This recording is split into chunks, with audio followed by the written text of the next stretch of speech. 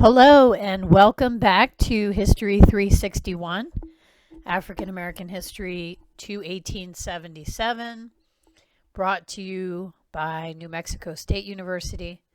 I'm Professor Bronstein, and today I'm going to be talking about the transatlantic slave trade. In the previous lecture, Lecture 1, I talked about some of the great civilizations of West Africa and about the fact that slavery existed in Africa prior to the inauguration of the transatlantic slave trade, although, as I pointed out, it was an entirely different system of enslavement in Africa. Now I'm going to talk about Europe in the age of the slave trade. Europe was in the middle of major social and political transformations at the start of the trade in human beings. In the period following the Crusades, powerful monarchies replaced feuding nobility, and rulers created royalty-based nation-states in England, France, and Iberia. These monarchies battled it out for European supremacy, and they considered colonial expansion absolutely necessary in order to claim power and find natural resources to fight wars. When I talk about what were the Europeans doing out of Europe anyway in one of my lectures in Intro to U.S. History Part 1, I talk about these feuding kingdoms and their desire to establish colonies, and they had kind of a proto-arms race going on. And so gold was one of the factors that they hoped would be able to fuel their colonial expansion. European monarchs hoped to find gold and other luxury items in Africa, resources that they wanted to use to secure their nation states. Europeans didn't have very good knowledge of the African coasts south of Cape Bojador, largely because their ships couldn't navigate wind patterns on the coast. But they hoped that the land south of this cape would unveil a direct route to the riches of the Far East. The first two countries to engage in the transatlantic slave trade were Portugal and Spain. Portugal initiated the navigation of the West African coast. The Portuguese were the most successful shipbuilders in Europe, and their development of small sailing ships powered by both triangular and square sails, these were carracks and caravels, allowed them to navigate through difficult wind patterns off of Cape Bojador. Between 1418 and the 1470s, Portugal initiated a series of exploratory expeditions that resulted in the discovery of uninhabited islands off the coast of West Africa. They settled these islands, which opened the door for further exploration, eventually allowing them to reach the Cape of Good Hope at the tip of the African continent in 1487. Portuguese expeditions marked the start of the Atlantic slave trade, as Portuguese traders routinely brought Africans back to Portugal and sold them, and also began sugar production using slave labor on the islands that they settled off the coast of Africa. Sugar had become a valuable commodity in Europe since its introduction in the 11th century, and by the 16th century, enslaved Africans were fueling the production of sugarcane in the Azores, the Canaries, Cape Verde, and Sao Tome, so all islands off the coast of Africa. Slave raids and kidnappings for people to enslave became a difficult strategy. West Africans fought back against European attempts to enslave them. By the 1450s, Africans along the Senegambian and Gambian coast fought off the Portuguese. So after 1456, the Portuguese crown began to negotiate with African rulers who accepted European goods in exchange for allowing their prisoners to be sold to the Europeans. One of the most impressive monuments to the trade in human beings on the west coast of Africa is Elmina Castle, a fortress built by the Portuguese in 1482. This was the first European trading post in sub-Saharan Africa.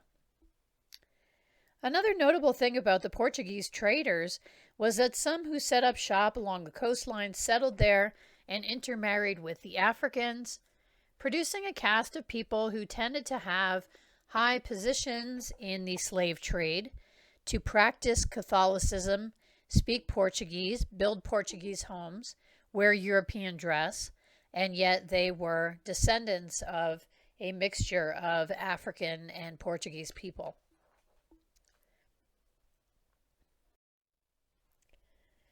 Now, I told you that the Spanish were the second group of Europeans to come along and participate in the transatlantic slave trade.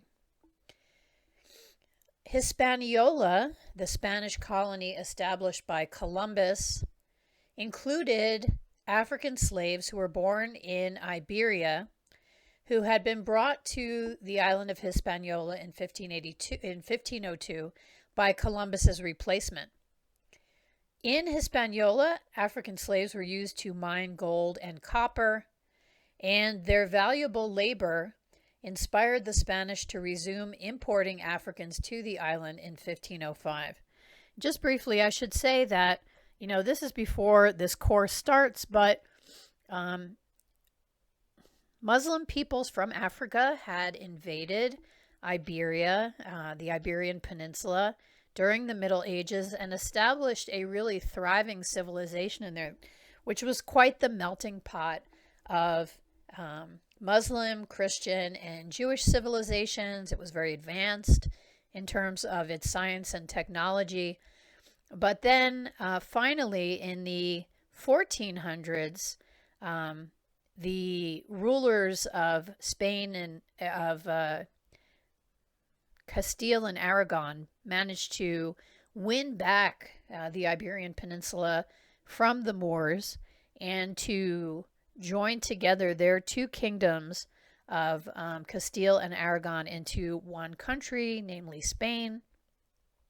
So this kind of explains why there would be so many people of African descent in Spain. It was because it had previously been in the hands of the Moors, who had crossed over the Atlas Mountains and the Gibraltar Straits and kind of taken over there. Anyway, back to my story. Enslaved people from Africa became even more valuable to the Spanish colonists because the Spanish were unsuccessful in their attempts to enslave the local Native Americans of Hispaniola, the Taino Indians. The Tainos resisted working for the Spaniards, and as a consequence, they were slaughtered. The Tainos were also ravaged by European diseases. So by 1510, their population, the population of the Tainos, had dropped from 500,000 to 60,000, and by 1514, the Taino population was down to 28,000. In 1542, there were only a few hundred Tainos left. This same pattern was followed elsewhere, leading to a dying off of about 90% of Native American populations throughout the Caribbean and Central and South America. The rapid decline of Native populations in the Americas as a result of contact with Europeans encouraged European colonists to seek out other sources of labor, and enslaved people from Africa were selected to meet this need.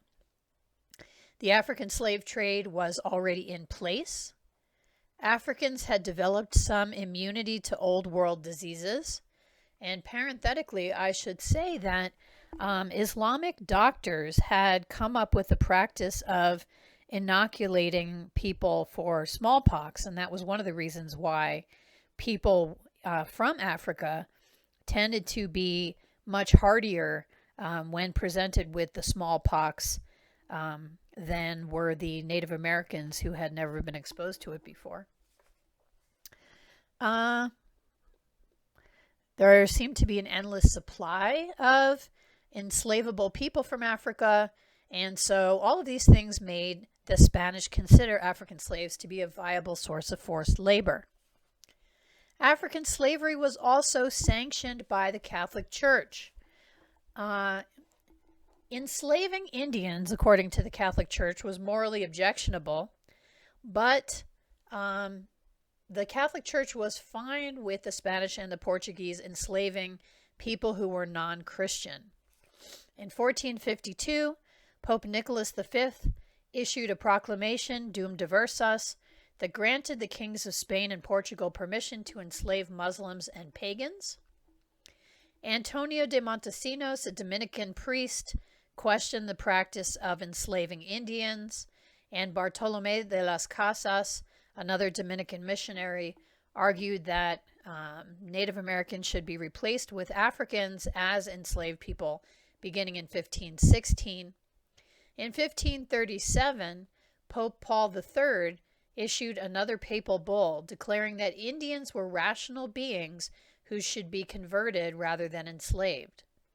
This led to the Spanish government's ban on the enslavement of Indians in 1542. Okay, so the Catholic Church also somewhat responsible for giving the okay to the slave trade. And in the picture here you see that some of the conquistadors coming over with the Spanish were in fact dark-skinned for reasons that I explained to you a moment ago. No matter where they were going, enslaved Africans shared the experience of the slave ships. Captives were loaded on board these ships after having been stripped naked and branded with the coat of arms of the company that was shipping them. Slave traders said that the nakedness was for reasons of hygiene, but it also left the captives humiliated and vulnerable. In order to prevent their escape, men were chained together in groups of 2 and were housed separately from women and children. Captives were usually held below deck until the shoreline of Africa was out of sight. And I should say that it often took, a month or more for the European traders to purchase enough individuals to completely fit out a ship that was headed for the Atlantic. And so if people were unlucky enough to be among the first on board, they would spend a month, holed up in the slave ship before they even were setting off across the Atlantic. Conditions on the voyage were very poor. People were tightly packed, as tightly as possible, because there was a calculation going on among the slave traders to hit the sweet spot in terms of how many people were going to be able to survive the voyage. The food provided on board was substandard. There was no space. There was hardly any room to breathe or oxygen to breathe. People were usually kept below in the hold and sometimes brought up above to the decks of the slave ship for exercise each day so the hold could be swabbed out. But imagine being a person who had never seen the Atlantic Ocean before and then being trapped aboard this slave ship for weeks and weeks. It must really have filled people with despair. People did attempt to commit suicide during the voyage, which led slavers and shipmasters to erect nets off the sides of the ship so that people couldn't successfully jump to their deaths. All right, so the Middle Passage is called the Middle Passage because it is the middle of a triangular trade that plied the waters between Europe and Africa and North America and South America, so the Western Hemisphere. I'm going to show you a map of this in a moment, but you can see here on this particular slide where people were coming from in terms of what parts of Africa and where they were ending up. So the vast majority of the enslaved people going to South America and to the Caribbean, a much smaller number going to what would be British North America.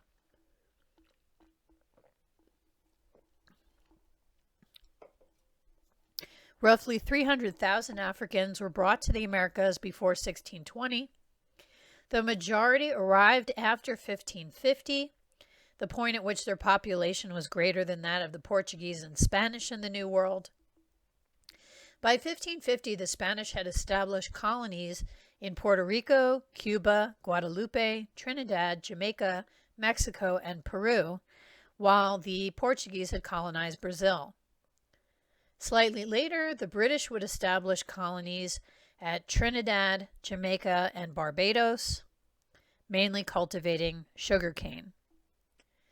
And as you can see, the French also had territory, and the Dutch also had territory.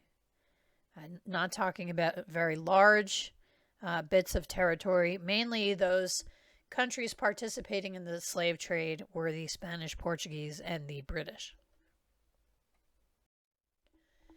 Here is the trade route. You can see that people and gold were shipped from Africa at the right of the slide. The middle passage here to the Caribbean. There, people would be working, creating coffee and rice and especially sugar. From the Caribbean, you can see enslaved people and sugar being brought to the English colonies, manufactured goods being brought to the English colonies from Great Britain, tobacco being one of the major products produced in the English colonies coming back to Europe, and manufactured goods from Great Britain and Europe going to Africa to be traded for enslaved people.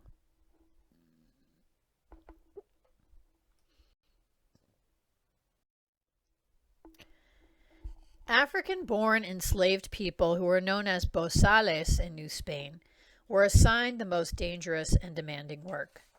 Bozales mined silver and gold for the Spanish in Mexico and Peru, which often caused them to develop lung disease as a result of inhaling mineral dust. Some Africans were forced to dive for pearls off the coast of Veracruz, which resulted in the drowning of large numbers of enslaved people. Bozales also labored on sugar plantations in Hispaniola, sugarcane becoming one of the earliest slave-grown crops in the New World. And you can see what that sugarcane harvest would have looked like.